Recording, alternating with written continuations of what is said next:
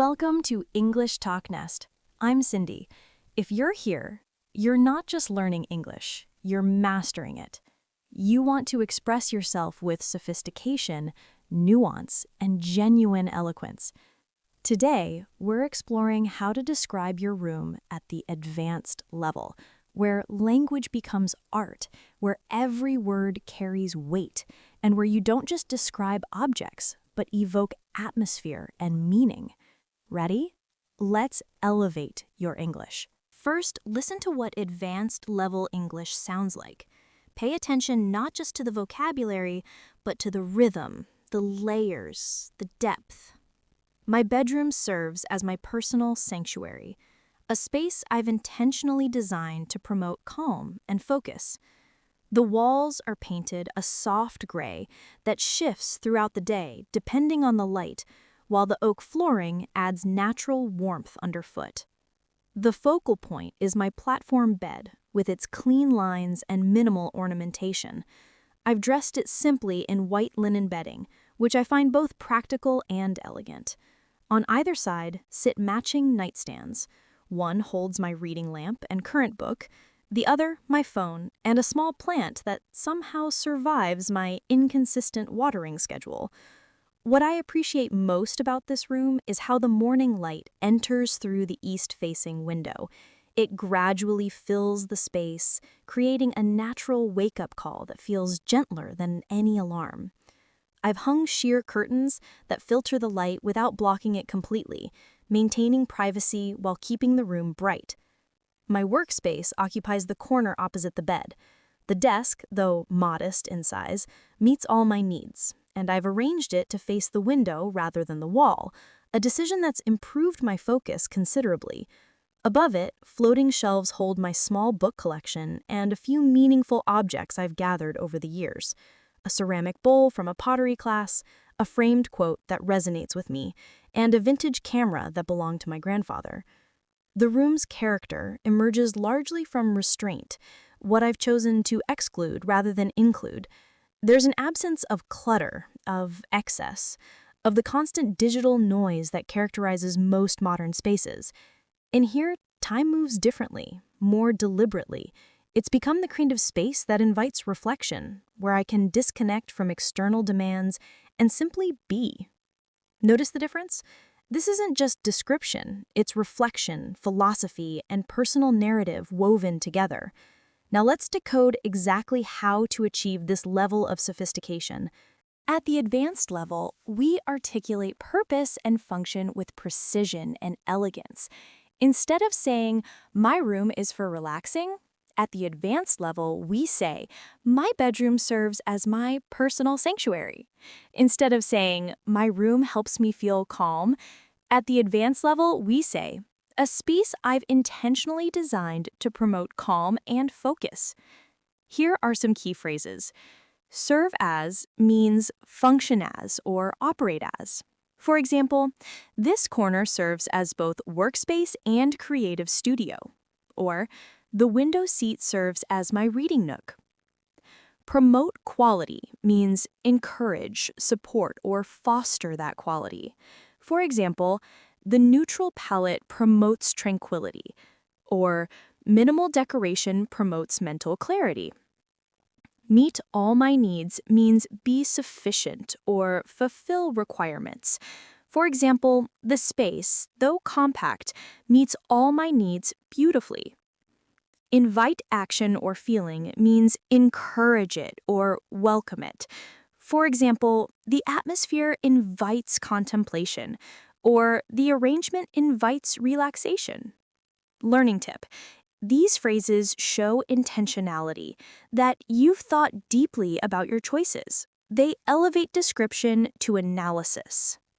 Next up, abstract and philosophical vocabulary. At the advanced level, English moves beyond the physical objects in a room and starts exploring ideas and meanings. For describing spaces, sanctuary means a place of refuge, peace, or safety. My garden has become a sanctuary from urban chaos. Focal point means main area of visual attention. The fireplace serves as the room's focal point. Character means distinctive quality or personality. The space has developed character over time. For describing qualities, restraint means self-control or deliberate limitation. The design philosophy centers on restraint. Ornamentation means decoration or embellishment. I prefer clean lines to excessive ornamentation.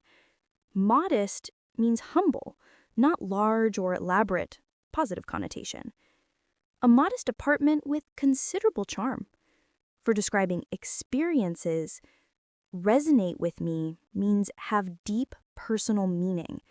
This philosophy resonates with my values. Considerably means significantly or substantially. The change has improved my productivity considerably. Deliberately means intentionally, on purpose. Time moves more deliberately in quiet spaces. Learning tip? These words allow you to discuss why and how, not just what. They show sophisticated thinking. Next, let's explore comparison structures used at the advanced level. Advanced speakers use these to show relationships and contrasts with elegance and nuance. 1. Rather than, instead of, shows deliberate choice between options. I've arranged the desk to face the window rather than the wall. I chose simplicity rather than complexity. Natural materials rather than synthetic ones.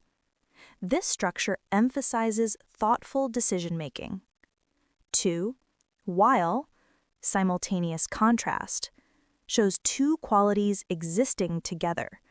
The curtains filter light while maintaining privacy. The space feels open while remaining intimate. While modest in size, it meets all my needs. 3.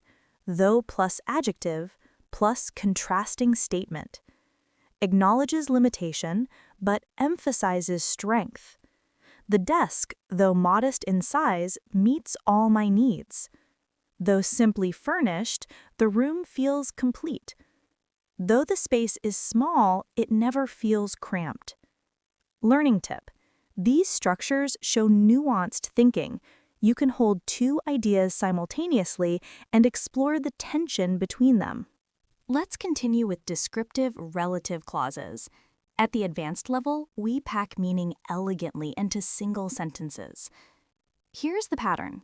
Noun plus that or which plus descriptive information. Basic examples: gray walls that shift throughout the day, a camera that belonged to my grandfather, objects I've gathered over the years. Advanced technique, we use embed multiple layers. Simple, I have a camera, it's vintage, it belonged to my grandfather.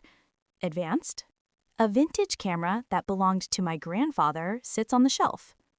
Even more sophisticated, a vintage camera that belonged to my grandfather and that now serves as both decoration and reminder of family heritage occupies the shelf. See how each level adds more depth and meaning without breaking the flow?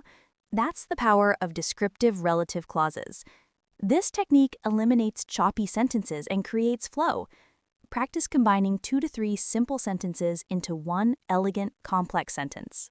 Now let's move on to participle phrases. This is one of the hallmarks of advanced writing. Participle phrases compress information beautifully. So, what are participles? They're past or present verb forms used as adjectives. Pattern 1, past participle. Basic, the walls are painted soft gray. Advanced, walls painted soft gray create serenity. Basic, my bed is dressed in white linen. Advanced, my bed dressed in white linen anchors the space. Pattern 2, present participle. Basic, light enters and it fills the space gradually. Advanced, light entering through the window fills the space gradually. Pattern 3, perfect participle, showing completed action. Basic, I've gathered these objects over years. Advanced, objects, having been gathered over years, tell my story. Examples in context. The desk, positioned near the window, captures morning light. A plant, somehow surviving my inconsistent care, adds life. Photographs, taken during my travels, line the walls. Learning tip: use commas around participle phrases that add extra information. This structure makes your writing flow elegantly and shows linguistic maturity. All right, moving on. Sophisticated writers don't just describe what is, they describe what isn't, creating meaning through absence. From our description, the room's character emerges largely from restraint, what I've chosen to exclude rather than include. There's an absence of clutter, of excess, of the constant digital noise that characterizes most modern spaces. This technique shows deliberate curation, creates contrast with typical spaces, and demonstrates philosophical approach. More examples. What distinguishes this room is the absence of unnecessary decoration. I value what the space lacks: the intrusive glow of screens, the ambient hum of appliances, the accumulated possessions that masquerade as meaning. The room contains no television, no clutter, no distraction, only essentials. Learning tip: after describing what you have, consider, what did you intentionally not include? Why? This adds depth and reveals your philosophy. Now let's focus on metaphorical and reflective language. At the highest level, you move beyond literal description to explore meaning and atmosphere. Personification, giving human qualities to objects. For example, the morning light enters as if on tiptoe. The space itself seems to exhale. The room invites reflection. Metaphor, implicit comparison. For example, my bedroom serves as a sanctuary. Not literally a holy place, but feels like one. The window becomes a stage for subtle theater of light. Each object is a bookmark in my personal history. Philosophical reflection, connecting space to thought and feeling. For example, time moves differently, more deliberately. The room's character emerges from what I've excluded rather than included. In here, I can disconnect from external demands and simply be. Learning tip: after your physical description, ask, what does this space mean to me? What does it allow me to do or be? Add one reflective sentence showing this deeper understanding. Now, let's put it all together with an advanced description structure. Opening, state purpose and philosophy. Begin with meaning, not just appearance. For example, my bedroom serves as, or I've intentionally designed this space to. Middle, layer physical and emotional description. Describe key features with relative clauses. Add personal stories and reasons. Use contrasts, though, while, rather than. Include participle phrases for flow. Closing.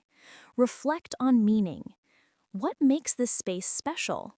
What does it enable or represent?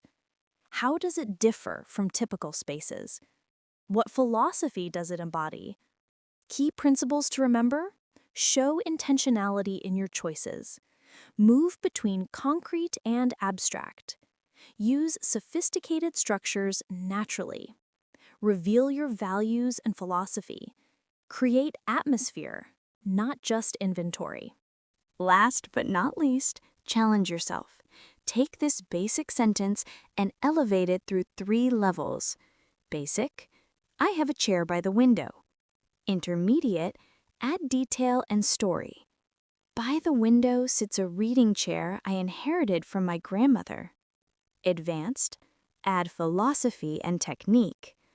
Adjacent to the window sits a reading chair, a mid-century piece inherited from my grandmother, positioned deliberately to capture afternoon light. It's become the space where I retreat when external demands become overwhelming, serving as both furniture and sanctuary. Congratulations! You've just explored how to describe your room at the advanced level of English. Today, you mastered sophisticated purpose and function phrases, abstract and philosophical vocabulary, complex comparison structures, rather than, while, though, descriptive relative clauses with multiple layers, participle phrases for elegant compression, describing through absence and exclusion, metaphorical and reflective language. Now, here's your challenge. Write an advanced level room description and share it in the comments. Try to include one philosophical opening about what the space means, two relative clauses adding depth, one participle phrase, one reflection on absence or restraint, and one metaphorical or reflective closing. This is advanced work. Take your time. Be thoughtful. I'll read every submission and provide detailed feedback. You've now completed our entire series, beginner, intermediate, and advanced room descriptions. You have the tools to describe any space at any level. More importantly, you understand how language evolves from simple communication to sophisticated expression to genuine art. Use these skills not just for rooms, but for describing any experience, any observation, any moment in your English journey. If this video challenged you in the best way, like to support sophisticated English content. Subscribe to English Talknest for more advanced lessons. Share with fellow advanced learners. Keep refining, keep reflecting, and remember, mastery isn't about using every advanced structure. It's about choosing the right words for the meaning you want to create. I'm Cindy, this is English Talknest, and it's been an honor guiding you to this level. Until next time.